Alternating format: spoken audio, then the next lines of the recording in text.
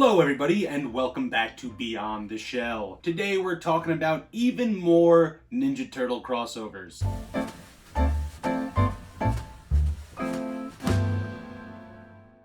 An episode I have been anticipating for a really long time now, and I have been looking forward to talking about this, Drake. We even have a third episode in the works. I'm going to start it off with some crossover figures. The first figure we're going to take a quick look at is Party Wallop. This is the second time we're talking about a Hasbro take on the Turtles, and here we have a Turtles Transformers crossover. There's been a bunch of great Transformers crossovers in the recent years. Hasbro has been killing it in that regard, whether it be with Ghostbusters or Back to the Future. Or Universal, Top Gun, True. Naruto, so many great properties. So, it was amazing to get the Turtles. What's so great about this figure too is it's a great turtle robot, it transforms into a really cool party wagon, and it comes with all of the weapons and bandanas to make this figure into any turtle that you want. Sadly, you'd have to buy 4 to get every turtle, and that's gonna be over $100 right there. But it's really sick to get one and just pose it as your favorite turtle. Mine being Leo. I love the figure for the straight up fact that this looks like it walked straight out of Donnie's garage. It looks like a upgraded metal head, and for me, I personally have it looking like a upgraded metal head that can just be a transformed party wagon. And this is such a great tribute to the years of tributes from the TMNT having very similar transforming figures in the vein of the Transformers. Exactly. We even took a look at that Splinter figure the other day where it transformed into the party wagon. I'm pretty sure this is a pretty crazy fact, seeing how both franchises are about 40 years old, and I think it took them till their 40th anniversaries, respectively, to do a proper crossover. Would you read a crossover comic if IDW and Image worked something out, Drake? Oh, 300%. Who wouldn't? Masters of the Universe crossover comic, fire. Definitely would love to talk about that on Beyond the Shell at some point. Another video, but let's get back to the figures. So the next crossover is one that we've mentioned before and is a classic for the franchise. We're taking a look at the Star Trek Ninja Turtles crossover. Sadly, I only have Leo Kirk, but it's also, in my opinion, the greatest figure in the wave, other than Donnie Spock. Yeah, Donnie Spock is superior, Drake. Either way, such a great wave of variants from the original Playmates line. The Turtles look great. The display stands are a nice mix of a turtle shell and the Enterprise logo. And it was a perfect layup for Playmates at the time because Turtles was a huge success and so was Star Trek. And they owned both licenses, so why not mix the two? Later on down the line, even during the Mutant Mayhem line, we got Donnie as Spock. Sadly, we didn't get any of the other Turtles as Star Trek characters, but it was just really cool to get this homage here. I love these guys, seeing how we never ended up getting the Star Wars figures, but again, Star Trek is really awesome in its own right, so just having the both of them cross over, and still to this day having a really strong bond between the two franchises, is something that's really awesome.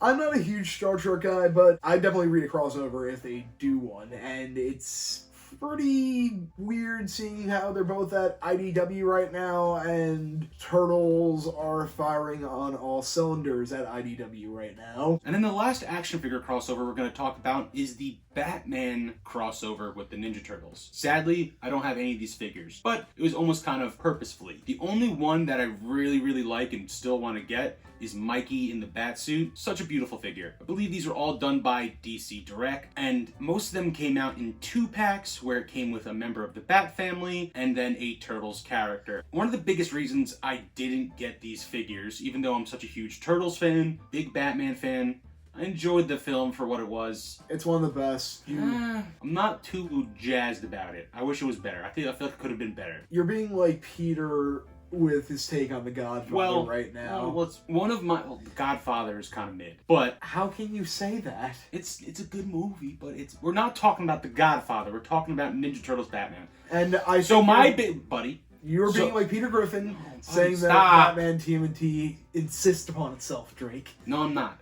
Yes, you fuck that shit. Like I was saying. Family Guy's better than American Dad. No, it's not true. Like I was saying, my biggest gripe, though, is with the Turtles themselves. I'm not huge on the designs. I feel like they're really wonky. They're kind of half-assed. The head shapes are all so weird and jarring. That's what I like about them, though. No. I don't know, it's weird and jarring in a weird way. They're too smooth.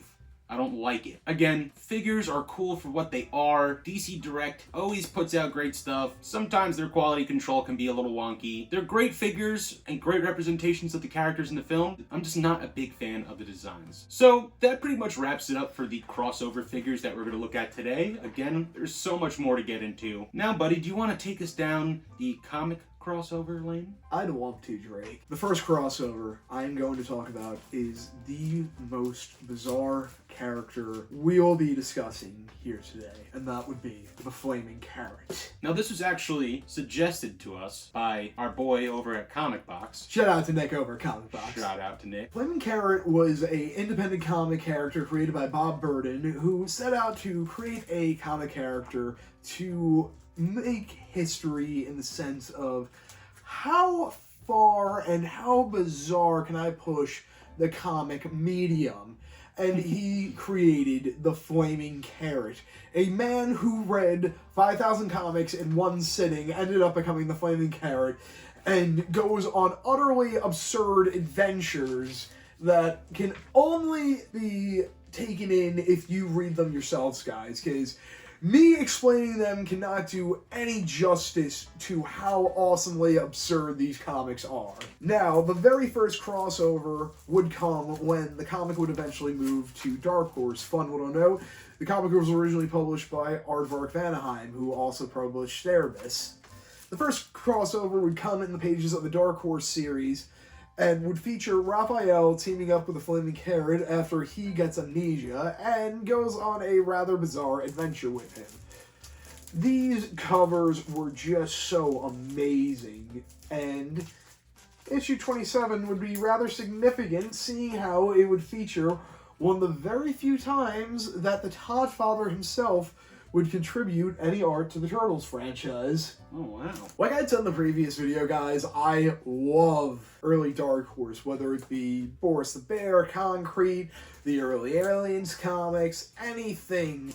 And even going forward, Hellboy and many other comics. Just such fun comics. And Flaming Carrot was a perfect crossover for the Turtles. Yeah, and I just love the Flaming Carrot's design. It's so absurd, but it looks like a retro 1950s comic book character. He's literally just like a businessman with a flaming carrot head. Can't get any more absurd and awesome than that. We would get one more crossover in the pages of the Turtles Flaming Carrot crossover done by Jim Lawson. Shout out to Jim Lawson, as always.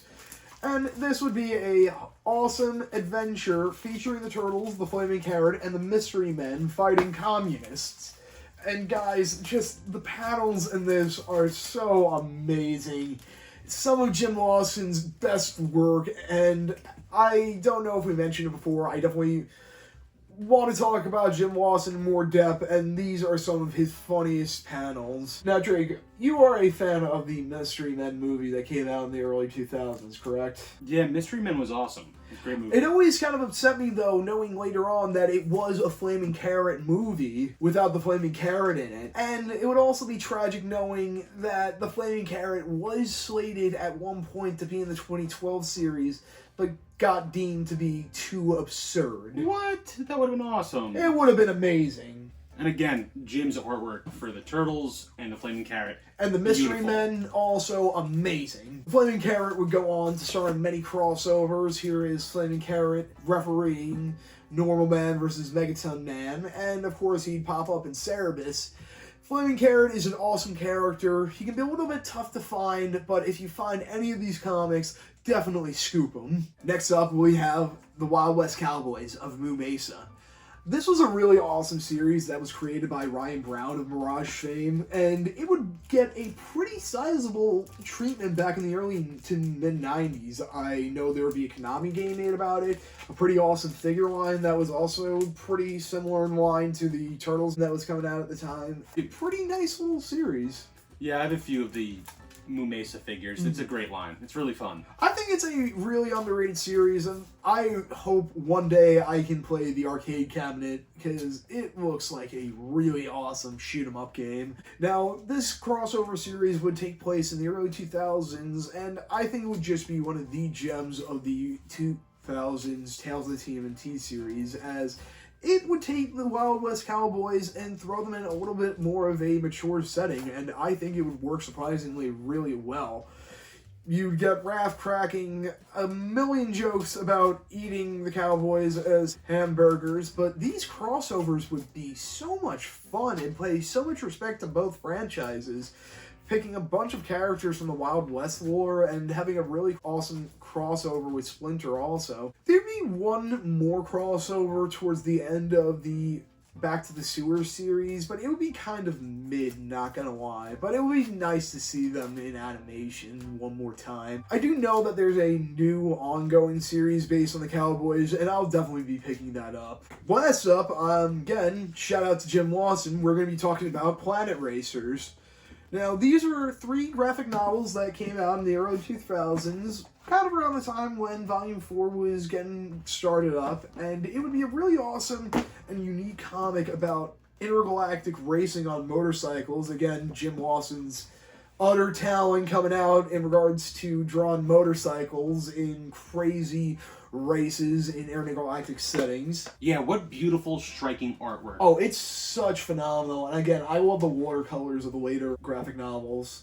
Now, Jim would work on this comic alongside Peter Laird, and during this time, Peter was kicking around the idea of bringing back the Turtles. So we would see the 2003 series, and later on in its run, we'd see the arc of the Ultimate Draco, where Draco would come back to wreak havoc on the Turtles and Splinter for banishing him to an alternate universe with the Time Scepter.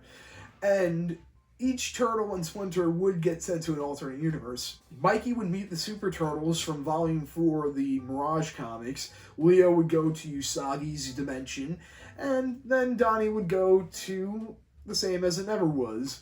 The utter definition of childhood post-traumatic stress disorder. Raph would get transported to the world of Planet Racers, meeting the main characters, Mel and Falcon Godman. Mel would get injured, causing Raph to step in, and Raph would end up teaming up with Falcon and have a really tough time adjusting to the Planet Racers motorcycles, and would also have to deal with getting pulled back into the proper dimension containing the other Turtles and Master Splinter. But in the end, the duo would win the race, and it would leave on a pretty heartfelt note of Falcon definitely taking a major inspiration from Raphael. Great episode. I really liked it, and I think it even was included in one of the video games. I think Mutant Nightmare, I think it was on Xbox, PlayStation 2, GameCube. I mentioned it to Jim Lawson when we met him over at Undiscovered Realms Con, and I really didn't get to go into too much depth, but again, if Jim Lawson were to bring this comic back one day, I would definitely be for it. A huge mix of such stuff as Speed Racer, F-Zero, and again, just crazy all-out action that is so enjoyable. Definitely, if you find these books, pick them up if you have the chance to. They're well worth it. Okay, guys, that's about it. Thank you for tuning in for another episode of Beyond the Shell. I hope you guys enjoyed this episode, and again, we have more insane crossovers to talk about in the future, so definitely stay tuned, like, subscribe, and as always, praise the mighty Jimmy. Yeah, like, comment, subscribe, guys. Like, Thank comment, you so much for subscribe. watching. Dancing is for Red and Drake. One of these days, buddy. One of these days. Oh, what are you gonna do? What are you gonna do? Have a good one.